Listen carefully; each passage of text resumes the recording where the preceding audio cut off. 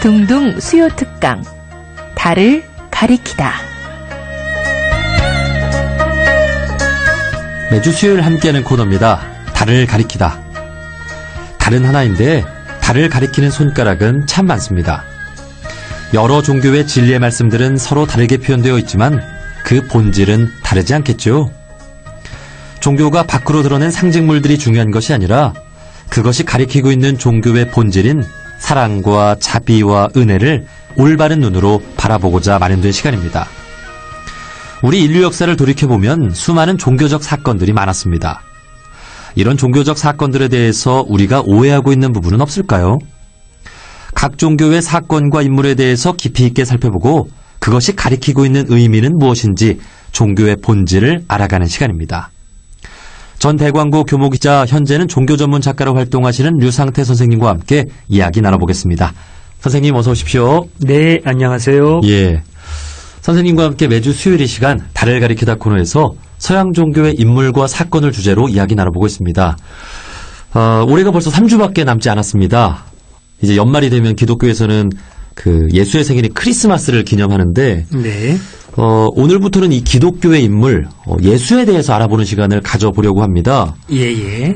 지금 우리가 2015년을 살고 있는데 예수의 탄생, 그러니까 2015년 전이 이 예수가 태어난 해인 거죠. 예, 그렇습니다. 우리가 보통 이제 서기 몇 년 이런 표현을 쓰는데요. 이제 서기 하면 이제 서양의 기원 아닙니까? 그 서기력을 나누는 기준이 바로 예수님의 탄생이거든요. 그래서 보통 우리가 이제 BC, AD 그러는데 이제 BC라는 말은 영어로 before Christ, 그리스도 이전 그런 말이 됩니다. 그리고 AD라는 말은 원래 라틴어인데요. 아노 도미나이. 아노는 영어의 애프터고 이 도미나이라는 말은 주라는 뜻이거든요. 그러니까 예수님 우리가 주님 그러는데 그러니까 주님 태어나신 이후 그런 뜻이 됩니다. 영어로 해도 이제 after divine. 디바인 하면 어떤 신의 성품을 가진 분 그런 뜻인데 예수님을 지칭하죠. 그래서 after divine, 신성이신 예수님 이후 이제 그런 뜻이 되겠습니다. 예. 이 예수의 탄생이 이제 2015년이 됐는데, 네. 전 세계적으로 이 서력 기원 2015년을 쓴단 말이에요. 거의 그렇죠. 예. 예. 그 영향력이 얼마나 큰가를 또 알 수가 있는 것 같아요. 예, 그렇습니다. 네. 예. 오늘 이 예수의 탄생에 대한 이야기를 집중적으로 나눠보려고 하는데요. 네. 저희가 그동안에는 서양 종교의 인물로 아담과 하와, 또 모세나 다윗, 그리고 아브라함, 이런 인물들에 대해서 이야기를 나눠봤잖아요. 예, 그랬죠. 예. 근데 사실 이 기독교에서는, 이러한 인물들보다도 더 중요한 인물이 바로 예수라고 볼 수 있죠. 그렇죠. 절대적으로, 중요하죠. 그분들은 굉장히 훌륭한 분이지만, 아브라함, 모세, 다윗, 아주 훌륭한 분이지만, 예수님하고는 결코 비교할 수 없는, 기독교에서는 아주 절대적인 위상을 차지하는 분이, 예수님이죠. 예, 우선 기독교라고 우리가 말을 하지 않습니까? 신의 종교도 아니고, 신의 이름은 이제 여호와라고 또는 이제 야훼라고 하는데 야훼교 혹은 여호와교 이렇게 말하지 않고 기독교라고 말하지 않습니까? 예. 바로 그게 예수님의 위상을 나타냅니다. 이 기독이라는 말이 그리스도를 한자로 적은 말이거든요. 기도, 크리스트. 그러니까 크리스트교 이 말은 곧 크리스트의 종교라는 말이 됩니다. 예수를 크리스트로 믿는 종교가 바로 기독교예요. 그러니까 기독교의 중심은 어떤 면에서는 야훼신보다도 예수님이 중심이 되는 거죠. 그러니까 철저하게 기독교는 예수 중심의 종교가 된다고 볼 수 있습니다. 예. 그러면 그동안 나누었던 인물들, 네. 모세, 다윗, 아브라함, 네. 이런 인물들과 예수의 관계는 어떻게 되나요? 그거는 우리가 이렇게 보면 좋을 것 같아요. 예를 들어서 우리가 이제 어떤 영화를 만든다. 예. 그러면은 그 영화의 주인공에 있고 또 조연도에 있고 엑스트라도 있고 수많은 사람이 등장하지 않습니까? 그런데 영화가 지향하는 것은 그 주인공을 부각시키는 거예요. 아무리 훌륭한 조연이 있다고 하더라도 그 조연들은 주인공을 부각시키기 위해서 있는 거죠. 엑스트라는 말할 것도 없고 바로 그런 단계로 볼 수 있습니다. 기독교의 중심은 철저하게 예수이고 그 외에 모든 그 예수님보다 먼저 태어나셨던 구약의 위대한 인물 이제 그러니까 유대교가 아닌 기독교에서 본다면 그 모든 분들은 예수님을 위한 하나의 그 조연의 역할이라고도 볼 수 있어요. 예. 예수님의 길을 닦는 거죠. 그래서 신약에서도 신약 성경에도 보면은 구약의 위인들 못지않은 훌륭한 위인이 있습니다. 예수님보다 먼저 오신 그분이 누구냐면 세례 요한이라는 인물이거든요. 근데 그 세례 요한에 대해서 신약 성경가 어떻게 증거하느냐면 이분은 예수님의 길을 예비하러 오신 분이다. 이렇게 아예 성서에 딱 증언을 하고 있습니다. 이게 바로 그 이제 구약의 모든 위인들의 뭐라 그럴까요? 그 성격을 규정짓는 예. 하나의 그 표현이라고 볼 수 있습니다. 예. 그래 궁금한 점이 하나 또 생기는데 네.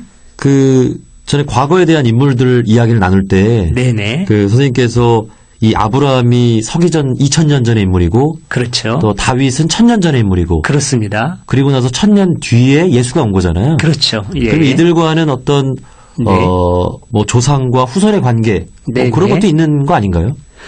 그렇죠. 이제 분명히 이제 그 예수님도 아브라함의 후손이겠죠. 아브라함이 이제 그 이스라엘 민족뿐만 아니라 아랍 쪽의 조상 아닙니까? 예, 그 근원을 따지면 아브라함의 후손으로 오신 건 분명하죠. 자, 그런데 다윗의 후손이냐? 이제 여기에 대해서 이제 학자들 간의 논란의 여지가 있습니다. 다윗의 후손이라고 주장하는 사람들이 아주 많아요. 왜냐하면 다윗의 왕권을 예수님이 계승했다라고 보기 때문에 이제 그런 것이지요. 그러나 다른 측면에서 봤을 때는 다윗의 왕권에 대해서 집착할 필요가 없다. 이미 예수님은 인류의 구세주로 온 것이고 그런 어떤 정치적인 메시아로 정치적인 구원자로 온 것이 아니라 우리의 인류의 정신세계뿐만 아니라 인류의 모든 삶의 영역을 전부 다 어떤 고통이라든지 악으로부터 구원하기 위해서 오신 분이기 때문에 그 다윗의 혈연적인 후손을 주장할 필요는 없다. 오히려 이렇게 주장하는 분들이 또 진보적인 해석자들 가운데는 많이 있습니다. 예. 어쨌든 그동안 나누었던 인물들과도 네. 이렇게 굉장히 관계가 예. 있는 그렇죠. 네. 인물이 바로 그분들의 그 신에 대한 그분들의 헌신, 신앙적인 열정 그런 모든 것들을 그대로 예수님이 이어받은 것인 것이죠. 그 이상으로. 예. 네. 그렇다면 기독교를 이해하는 데 있어서 바로 예수를 이해하는 것이 네, 아주 네. 핵심이 되겠네요. 그렇습니다. 예. 예수님을 이해하는 것이 기독교를 이해하는 핵심이 됩니다. 예. 예. 자, 오늘은 그 탄생에 대한 이야기를 좀 집중적으로 나눠보려고 합니다. 네. 그런데 이 탄생부터 아주 또 우리가 믿기 어려운 이야기가 전해지는데 예수의 어머니인 마리아가 네. 처녀 잉태로 예수를 낳았다 이렇게 전해지고 있잖아요. 그렇죠. 예. 이 이야기부터 좀 해볼까요? 예, 그 기독교 성서의 이 이야기가 이제 자세하게 나오는데요. 우선 그 예수의 아버지 이름은 요셉이죠. 예. 그리고 어머니 이름은 이제 마리아고 이 두 분이 약혼을 해요. 근데 아직 결혼하기 전이고 약혼이니까 같이 살지는 않았거든요. 그런데 이제 마리아가 잉태를 하게 됩니다. 요셉으로서는 매우 당황스러운 일이죠. 예. 그래서 아무래도 이거는 파혼을 해야 되겠다 그렇게 생각을 합니다. 그래서 이제 파혼을 거의 결심을 하고 있는데 천사가 꿈에 나타나서 뭐라고 얘기하느냐면은 네가 무엇 때문에 두려워하고 있는지 내가 잘 알고 있다. 그러나 걱정할 필요가 없다. 왜냐하면 마리아가 잉태된 것은 성령으로 잉태된 것이다. 이렇게 얘기를 해줍니다. 이 성령이라고 하는 것은 하나님의 영이거든요. 하나님의 거룩한 영에 의해서 신비한 능력으로 잉태된 것이다. 그만큼 위대한 인물이고 아주 그 인류를 위한 엄청난 일을 하기 위한 이런 일이니까 네가 두려워할 필요가 없는 것이다. 이렇게 이제 얘기를 해줍니다. 예. 이게 성서의 기록에 보면 그런 것이 나와요. 네. 하필이면 네. 이 마리아가 그 주인공이 된 이유는 어떤 걸까요? 마리아의 어떤 측면에 있어서 예를 들자면 아주 그 믿음이 뛰어나게 좋다든가 그래서 그렇지 않았겠는가라고 우리가 이제 생각할 수가 있겠죠. 자, 그런데 유감스럽게도 기독교 성서에는 그 이전의 얘기는 나오지가 않습니다. 마리아가 어때서 그렇다라고 하는 거는 나오지 않아요. 마리아의 얘기에 대해서는 그냥 마리아를 신이 선택을 한 것이죠. 선택을 해서 그 예수님을 보내주시는 겁니다. 그러니까 여기서 중요한 것은 어떤 사람의 노력에 의한 것이 아니라 신의 절대 의지가 있다는 것이죠. 그런 식으로 주로 이제 보게 됩니다. 물론 이제 다른 시각도 좀 있습니다. 그래서 나중에는 이 마리아의 예수님의 어머니니까 마리아에 대한 존경심으로 이제 어떤 마리아에 대해서 신성을 부여하기도 하고 이런 게 이제 사후에 이제 이루어지기는 합니다만 기독교 성서 자체에 마리아의 어떤 점, 훌륭한 점이 먼저 언급되거나 그러지는 않습니다. 예, 그럼 마리아가 특별한 존재로서 네. 예수의 어머니가 됐다기보다는 네네. 그냥 어떤 한 평범한 인물이라고 볼 수 있겠군요. 평범한 인물이었는데 예수님을 잉태했기 때문에 특별한 인물이 된 것이죠. 예. 예. 이 천주교와 개신교에서는 이 예수를 네. 아주 또 존경하고 또 네네. 따르고자 하는 것은 같지만 네. 이 마리아에 대한 입장은 좀 다르죠. 예, 조금 다릅니다. 좀 미묘하게 좀 다릅니다. 예. 우선 마리아를 예수님의 어머니로서 존경하는 마음은 같아요. 예, 개신교인들도 누구나 다 마리아를 존경하고 가톨릭은 뭐 말할 것도 없고 자, 그런데 개신교인들에게 있어서 마리아는 그저 예수님의 어머니이기 때문에 존경하고 호감을 갖는 것뿐입니다. 그분에게 어떤 무슨 특별한 능력이 있다거나 마리아의 이름으로 기도를 하거나 그러진 않아요. 그런 개신교는 거의 없습니다. 그러나 가톨릭의 경우는 다르죠. 예, 마리아의 이름으로 기도를 합니다. 예, 그리고 마리아를 특별히 우리와는 다른 성자 중에서도 으뜸으로 봅니다. 그러니까 지금 이제 제가 말씀드린 그 성자의 개념이 개신교에는 없는 거거든요. 예. 개신교에는 뭐 그 성자라고 해서 어떤 특별한 존재가 되고 성자의 이름으로 기도한다든가 그게 없어요. 그냥 똑같은 겁니다. 성자도 우리랑 그냥 똑같은 사람이고 목사님도 원래는 똑같은 사람이에요. 뭐 사제 계급으로 인정하지 않는 게 개신교 전통입니다. 원래는 요즘엔 좀 분위기가 좀 달라지기도 했습니다만 근데 가톨릭에서는 성인들한테는 특별한 위치가 부여가 돼요. 성인들은 자기들이 구원을 받기에 남을 만한 그 공적이 있는 분이기 때문에 그 남는 공적을 다른 교인들한테 나눠줄 수도 있어요. 그래서 성자 이름으로 기도를 합니다. 가톨릭에서는. 근데 그 성자 중에서도 으뜸되는 성자는 누구냐면 마리아인 거예요. 예, 그러니까 마리아는 모든 사람들 중에서는 거의 최고의 위치까지 가톨릭 교인들은 보기도 하는 것이죠. 예. 우리가 보통 누군가를 이렇게 설득할 때는 네. 그 어머니를 설득을 하면 네.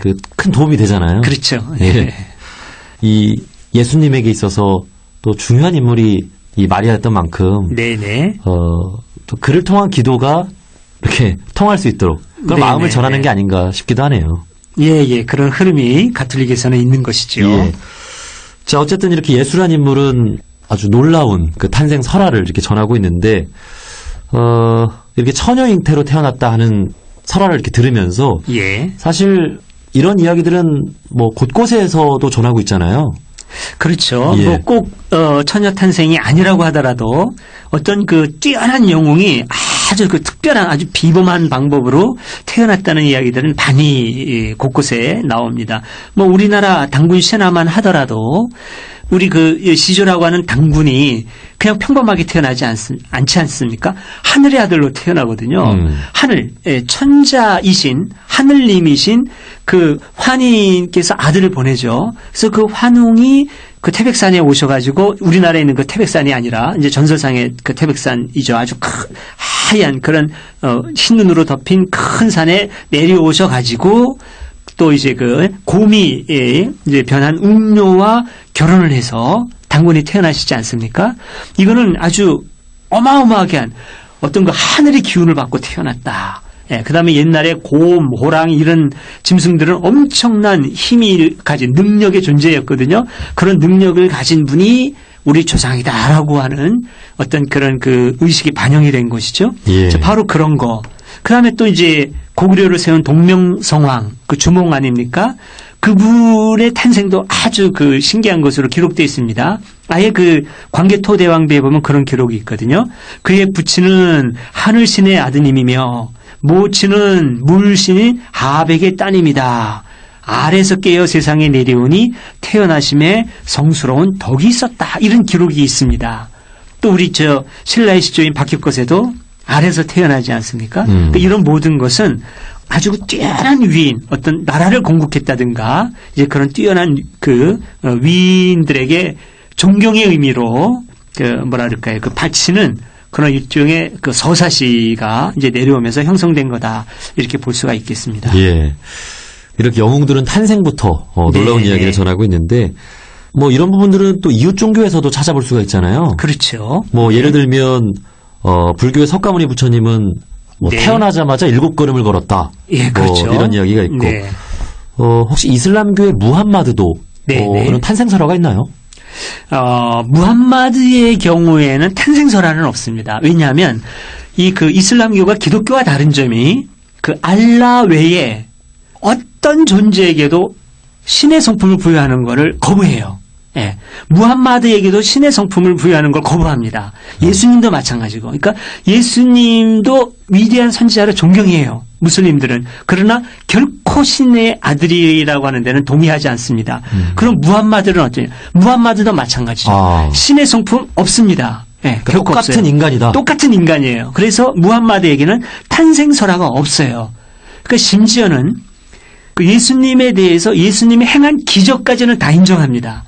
처녀 탄생도 인정을 해요. 아, 그래요? 처녀 탄생도 인정하는데 신이라서 처녀 탄생한 게 아니라 알라께서 큰 일을 하게 하기 위해서 그런 놀라운 방법으로 태어나게 하신 것이지 신의 아들이라 그런 게 아니다. 이렇게 이제 해석을 합니다.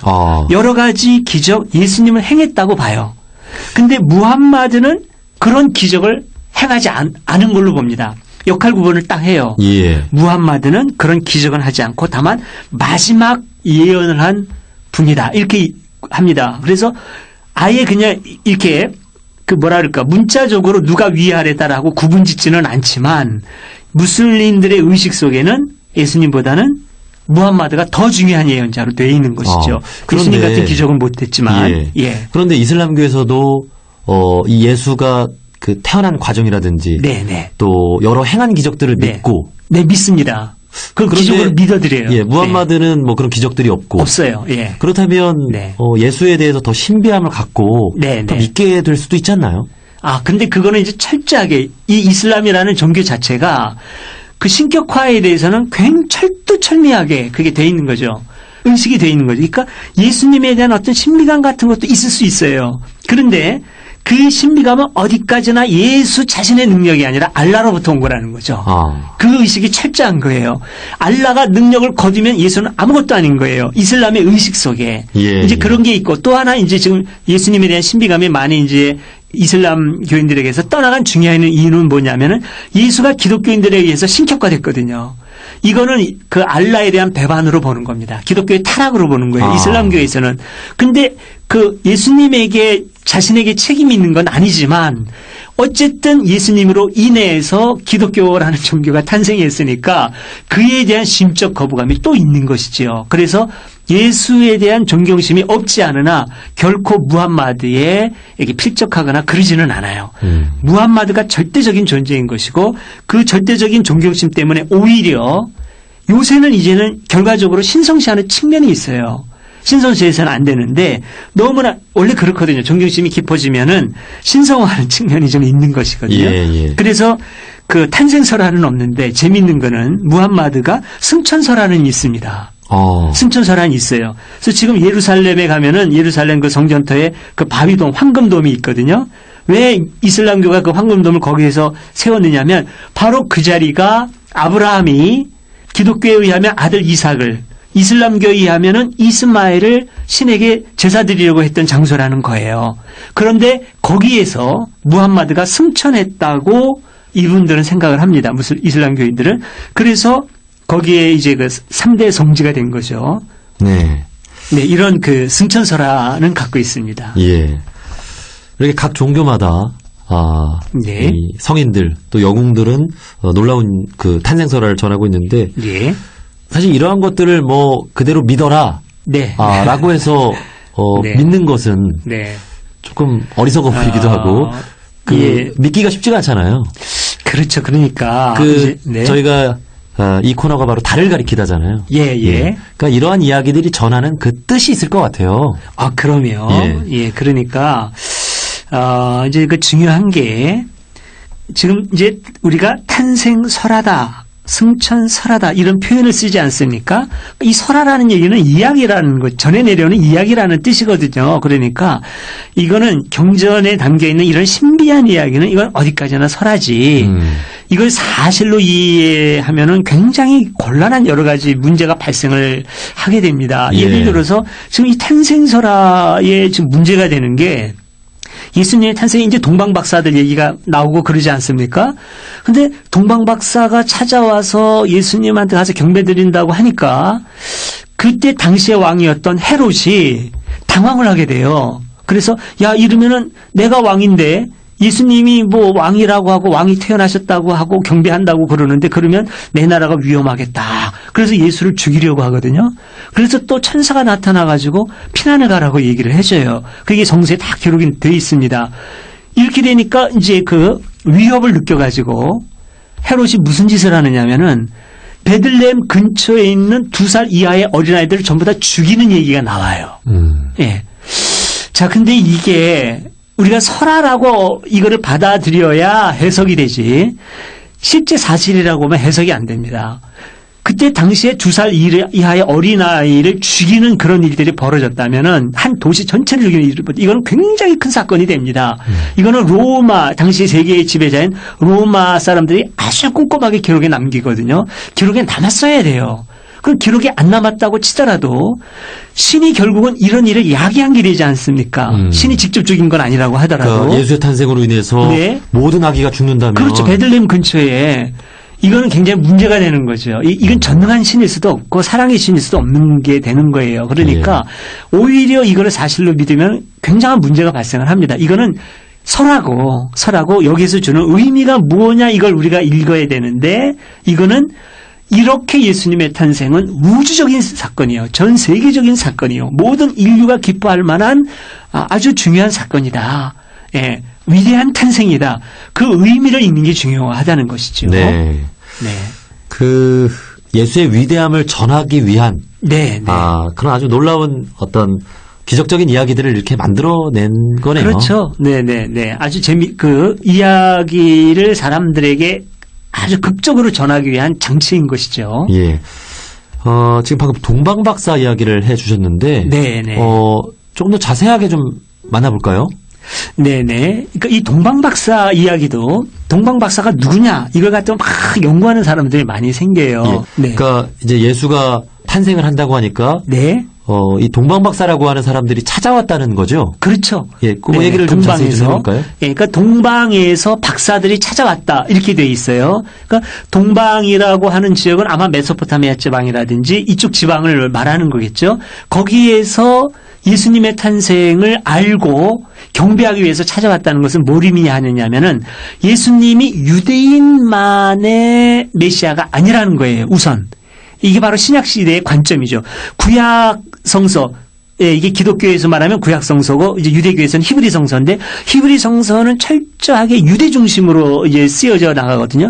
근데 신약에서는 예수님 탄생하면서 벌써 동방박사를 끌어온단 말입니다. 이 이야기 가운데 이 동방박사는 아마도 문화적으로 앞선 메소포타미아 지방, 종교적으로도 앞선 어떤 페르시아의 종교일 수 있거든요. 그러니까 다른 나라 사람이 왔다는 거죠. 그렇죠. 왔다는 거죠. 이거는 뭐냐면 이미 예수의 탄생으로 이 기독교는 유대교 안에 있는 유대 민족의 종교가 아니라 전 세계적인 종교로 발돋움할 것이다 라고 하는 어떤 그런 마음이 담겨 있는 것이죠.